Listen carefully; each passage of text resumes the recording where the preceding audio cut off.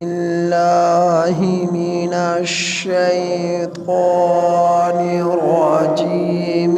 بسم الله الرحمن الرحيم.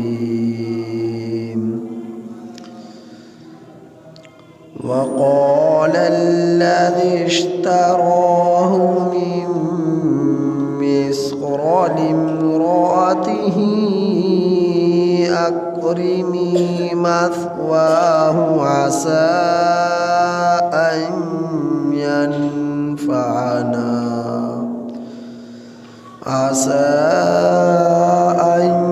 ينفعنا أو نتخذه ولدا وكذلك مكنا ليوسف في الأرض ولنعلمه من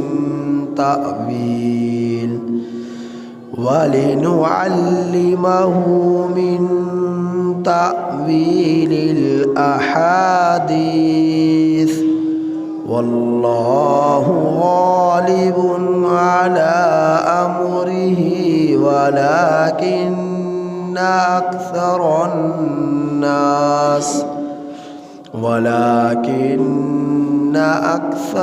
الناس لا يعلمون.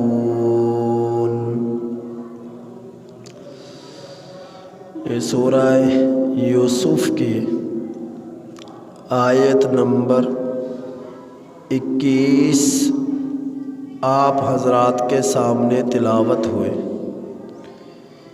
اس آیت کریمہ کا ترجمہ یہ ہے: وَقَالَ الَّذِي اشْتَرَاهُ، اور کہا اس شخص نے جس نے خریدا یوسف کو، من مصر سے، لامرأتہ اپنی بیوی سے، اکرمی مثواہ اسے اچھا ٹھکانہ دو،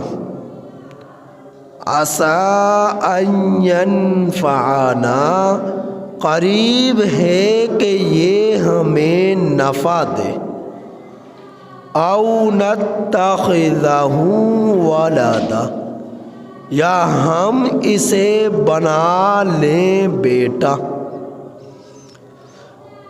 یا ہم اسے بنا لیں اولاد. وَكَذَلِكَ مَكَّنَّا، اور اسی طرح ہم نے ٹھکانہ دیا، لیوسف یوسف کو، فی الارض زمین میں، وَلِنُعَلِّمَهُ اور تاکہ ہم اسے سکھائیں، من تأویل الاحادیث باتوں کی تہ تک پہنچنے کا ہنر، علم. وَلِنُعَلِّمَهُ اور تاکہ ہم اسے سکھائیں باتوں کو ٹھکانے لگانے کا علم. واللہ غالب اور اللہ غالب ہے، علی امرہ اپنے حکم پر، اپنے امر پر. ولیکن اکثر الناس لا یعلمون اور لیکن اکثر لوگ جانتے نہیں. حضرت یوسف علیہ السلام کا قصہ چل رہا تھا. اس سے پہلے آپ حضرات نے سنا کہ حضرت یوسف علیہ السلام کو ان کے بھائیوں نے انہیں کنویں میں ڈال دیا. پھر ایک کنعانی قافلہ آیا جو مدین سے آ رہا تھا کنویں میں ڈالے جانے کے 3 دن بعد، اور بھائی اس وقت تک پہرا دیتے رہے کنویں کے ارد گرد اپنے اونٹوں بکریوں کو یہ لکڑیاں کاٹنے کے بہانے سے، اونٹوں اور بکریوں کو چرانے کے بہانے سے 2-2 3-3 بھائیوں کی ڈیوٹی لگی ہوئی تھی کہ کنویں کے قریب آئیں، کسی کو شک بھی نہ پڑے، اور یہ بکریاں اور اونٹ چرانے کے بہانے نظر رکھیں کہ بھائی کو کون نکالتا ہے کنویں سے۔ تو یہ کنعانی قافلہ جو مدین سے آ رہا تھا اور مصر جا رہا تھا، تو یہاں پر آیا اور یہاں درختوں کے نیچے اس نے پڑاؤ ڈالا اور اپنے ایک ملازم مزدور جس کا نام مالک تھا اسے بھیجا کہ جاؤ کنویں سے پانی نکال کر لاؤ، کنواں تلاش کرو اور پانی نکال کر لاؤ۔ اب یہ مالک کنویں کی تلاش میں نکلا، یہاں تک کہ اسے کنواں ملا تو اس نے ڈول کنویں میں ڈالا پانی نکالنے کے لیے، تو حضرت یوسف علیہ السلام ڈول کو دیکھ کر اس سے چمٹ گئے، اس میں بیٹھ گئے۔ 11 سال آپ کی عمر تھی۔ تو مالک نے جب اس رسی کو کھینچا اور ڈول کو نکالا تو کہنے لگا پانی تو میں نے بڑے کنووں کو نکالا ہے، لیکن اتنا بھاری پانی میں نے کسی کنویں کا نہیں دیکھا۔ اب اسے کیا معلوم کہ اس میں تو ایک خوبصورت بچہ ہے جو تیرے ڈول پر سوار ہو چکا ہے۔ جب اس نے کھینچتے کھینچتے ڈول کو باہر نکالا تو دیکھا ھذا غلام، یہ تو خوبصورت حسین بچہ ہے۔ تو اسے اپنا سامان تجارت بنا کر سامان میں چھپا لیا۔ بھائیوں کی نظر پڑی، 20 درہم یا 22 درہم کے عوض بیچ ڈالا۔ بھائیوں نے کہا یہ ہمارا غلام ہے، بھاگا ہوا، لہٰذا اسے ہمارے حوالے کرو یا پھر اس کی قیمت دو۔ تو انہوں نے پوچھا کیا قیمت ہے؟ انہوں نے 20-22 دراہم کی ڈیمانڈ کی، تو انہوں نے وہ قیمت ادا کر دی۔ مقصد تو یہ تھا کہ بھائی کو دور کر دیا جائے، والد کے قریب نہ آئے، اگر قریب آ گیا تو راز بھی فاش ہو جائے گا اور والد کی محبت اس سے بدستور باقی رہے گی، جاری رہے گی۔ تو مقصد تو دور کرنا تھا۔ تو قافلہ حضرت یوسف علیہ السلام کو لے کر مصر کی طرف روانہ ہو گیا۔ اس کنویں سے مصر تک کا جو سفر تھا مفسرین نے لکھا ہے 10 دن یا 8 دن کا سفر تھا، 8 دن یا 10 دن کا سفر تھا مصر تک پہنچنے کا اس جگہ سے۔ جب یہ قافلہ مصر پہنچا تو مصر کے والوں کو پتہ چلا کہ ایک مدین سے قافلہ آ رہا ہے، تو مصر کے راستوں پر کھڑے ہو گئے، اس لیے کہ یہاں ان سے سامان تجارت خریدیں گے اور اپنی منڈیوں میں لے جائیں گے، دکانوں پر لے جائیں گے، اور ہر ایک کو حرص ہوتی، لالچ ہوتی زیادہ سے زیادہ پیسہ کمانے کی، جس طرح کا آج کے دور میں بھی ہے، لالچ ہے، حرص ہے۔ تو اس دور میں بھی یہ لالچ تھی، حرص تھی کہ زیادہ سے زیادہ پیسہ نفع مل سکے، پیسے کما سکے۔ تو وہ وہاں پر آئے تو انہوں نے جب قافلے والوں میں دیکھا کہ ان کے پاس ایک خوبصورت لڑکا ہے، تو انہوں نے پوچھا کہ یہ لڑکا کہاں سے ہے، کیا اس کو بیچنا چاہتے ہو؟ انہوں نے کہا جی بیچنا چاہتے ہیں۔ تو حضرت یوسف علیہ السلام کو اللہ نے جس قدر حسن عطا فرمایا، آپ کے چہرہ انور پر جس قدر برکات اور کشش اور حسن اور جمال عطا فرمایا، اس کے چرچے پورے مصر میں پہنچ گئے۔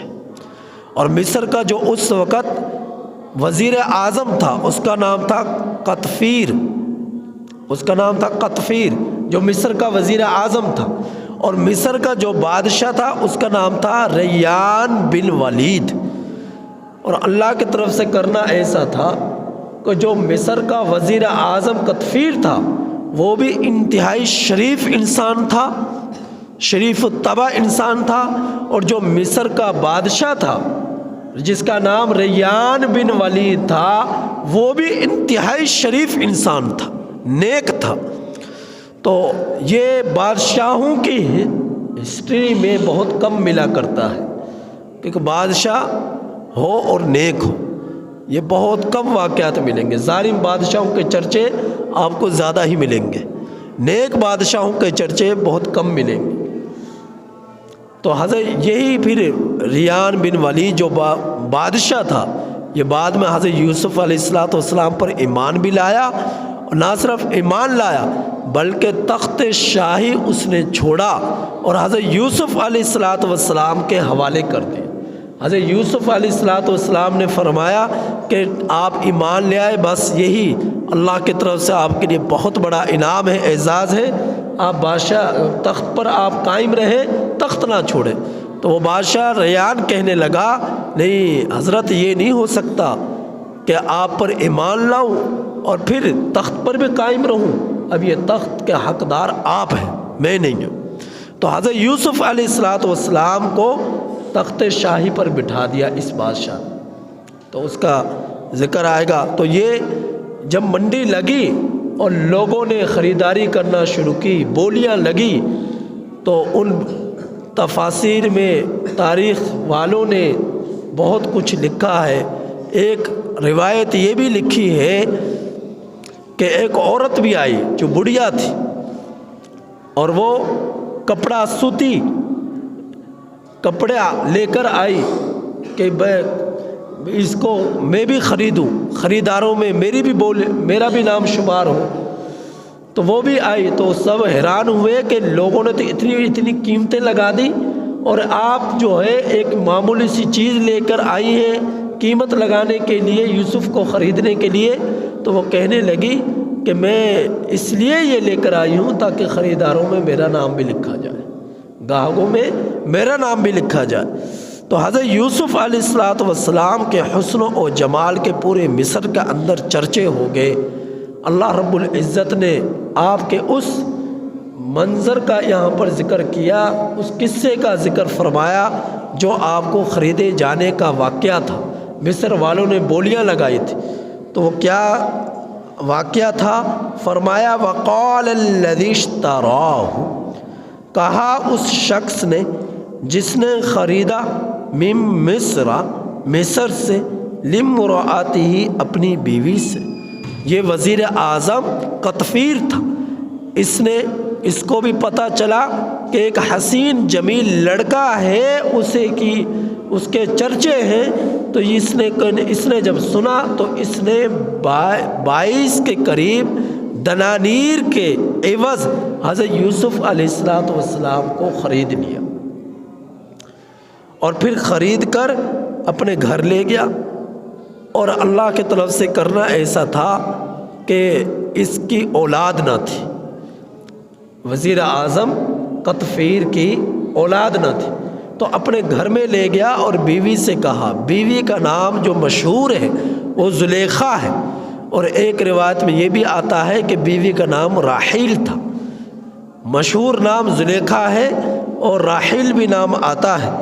تو یہ عزیز مصر، یہ مصر کا وزیر اعظم یہ لے گیا، یہ کہنے لگا اپنی بیوی سے اکرمی مثواہ، اس کو اچھا ٹھکانہ دو، اور اس کی کوئی اولاد نہ تھی، اس کی کوئی اولاد نہ تھی، اور یہ اللہ کے حکم سے اولاد ہوتی ہے۔